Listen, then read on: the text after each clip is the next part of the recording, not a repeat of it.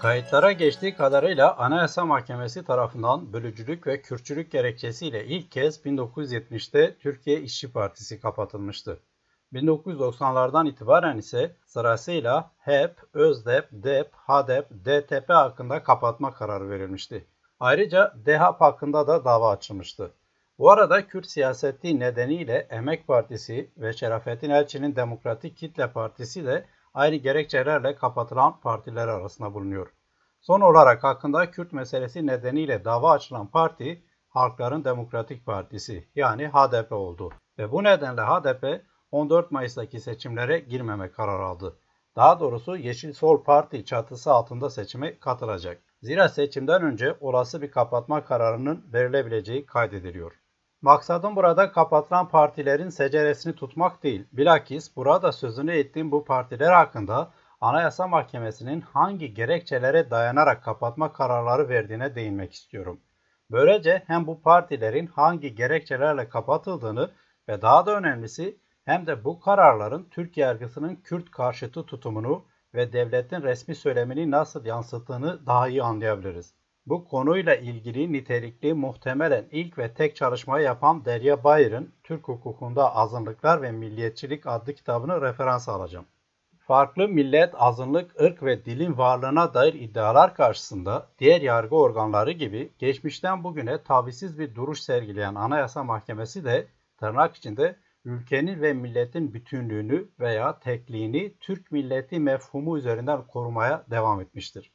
Halkın Emek Partisi'ni kapatmak kararı gerekçesinde de bir daha belirtildiği üzere Anayasa Mahkemesi'ne göre Türkiye'de elbette Türklerden başka sosyolojik yapısı bakımından özgün nitelikli bir toplum yoktur.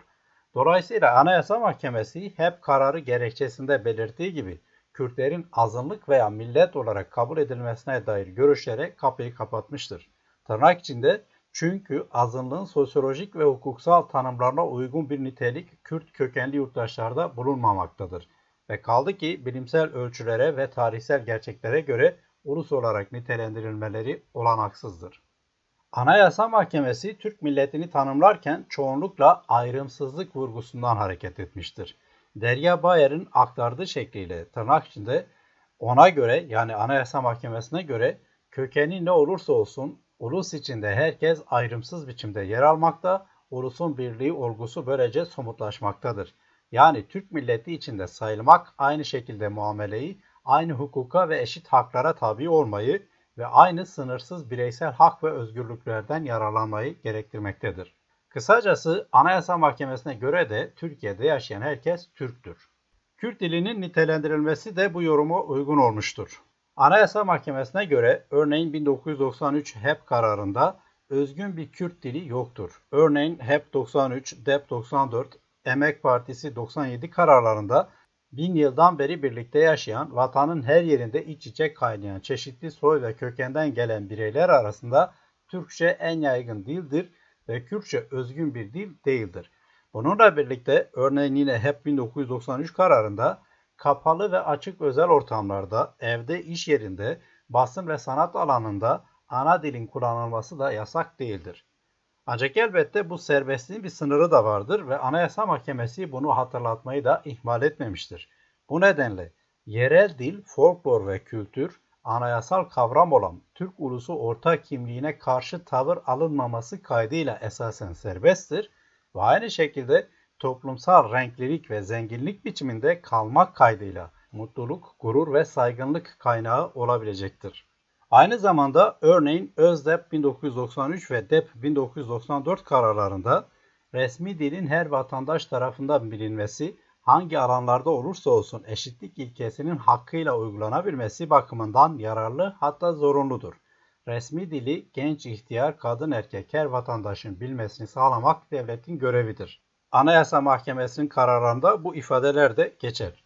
Kürtlerin ve dillerinin yok sayıldığı veya değersizleştirilerek Türklüğe ikame edilmeye çalışıldığı bir durumda elbette Kürtlerin haklarından söz etmek Anayasa Mahkemesi'ne göre mümkün değildir. Bu nedenle Anayasa Mahkemesi asimilasyon iddialarını da tarihsel gerçeklere uygun düşmeyeceği gerekçesiyle reddetmektedir. Şöyle diyor örneğin Anayasa Mahkemesi kararında. Böyle bir nitelendirmeyi şu bakımdan da kabule olanak yoktur ki sözü geçen bölgedeki Türk vatandaşlarının asimilasyonundan söz etmek, onların toplumun çoğunluğundan ayrı bir varlıkları bulunduğunu ve bunun hukukça tanınması gerektiğini ileri sürmek anlamına gelir. Nihayetinde Anayasa Mahkemesi'ne göre tırnak içinde yasa Kürt kimliğini Kürt adı yoluyla Kürtçülükle bölücülük yapılmasına olur vermemektedir. Bu arada aktardığım bu son cümlede geçen Kürt kelimelerinin tamamı küçük harflerle yazılmış ve Kürt kelimesindeki K harfine yapılan bu muamele, yani Kürt kelimesinin özel bir isim bile sayılmaması, Cumhuriyet'in ilk yıllarından beri görülen özel bir tutumdur. Bu yazım biçimiyle de Kürtlerin varlığının yok sayıldığını ve Kürt isminin değersizleştirilmeye çalışıldığını söylemek mümkündür. Anayasa Mahkemesi'ne göre dikkat çektiği söz konusu tırnak içinde Kürtçülük ısrarı aynı zamanda ırkçılıktır. İsmail Beşikçi hakkındaki askeri Yargıtay'ın 1973'teki gerekçeli kararıyla 1990'lı yılların Anayasa Mahkemesi'nin ifadeleri aynı. Anayasa Mahkemesi kararında şöyle deniyor. Türkiye'de Kürt kökenli yurttaşların öbürlerinden hiçbir ayrılığı bulunmamaktadır. Yurttaşlar arasında bir ayrım varmış ya da yapılıyormuş gibi gerçek dışı bir savla ortaya çıkmak, ayrımcılığı amaçlayan bir kışkırtıcılık, demokrasi ile bağdaşması olanaksız bir girişim, hatta ırkçılıktır. Kısacası Anayasa Mahkemesi'ne göre Kürtlerin varlığını inkar etmek, her türlü hak ve özgürlüklerini gasp etmek ve bunun için her türlü zor ve şiddete başvurmak ırkçılık olmuyor. Ve fakat bunun aksini söylemek ırkçılık oluyor. Burada dikkatinizi bir hususa çekmek isterim. Anayasa Mahkemesi'nin Kürtçülük suçlamasıyla kapatılan partiler hakkındaki kararlarında geçen bu ifadeler 1990'lı yıllara ait. Yani devletin zoraki de olsa artık Kürtlerin varlığını kabul ettiği bir dönemden söz ediyoruz. Ancak bununla birlikte Anayasa Mahkemesi'nin ileri sürdüğü görüşler aslında devletin nasıl bir kabule yanaştığını ve haliyle devletin Kürt söyleminin yeniden nasıl üretilerek devam ettirildiğini göstermesi bakımından da dikkate değerdir. Ayrıca burada aktardığım söylem biçiminin günümüzde de aslında hakim devlet söylemi olduğunu rahatlıkla tecrübe edebiliyoruz. Nitekim 2009'daki Demokratik Toplum Partisi kapatma davası gerekçesinde de benzer ifadelere rastlamak mümkündür. Ayrıca bugün devam eden HDP hakkındaki kapatma davasında ileri sürülen gerekçeler de farklı değildir. Bütün bu kapatma davalarında söz konusu partiler terör odağı haline gelmekle, yani PKK ile ilişkilendirilmekle suçlanırken esasında Türkiye'nin kuruluş felsefesi olan Türklük korunmakta ve Kürtlerin hak ve özgürlüklerine dair talepler 100 yıldan beri yapıla geldiği üzere bu şekilde terörize edilmektedir. Olup biten gerçekler bundan ibarettir.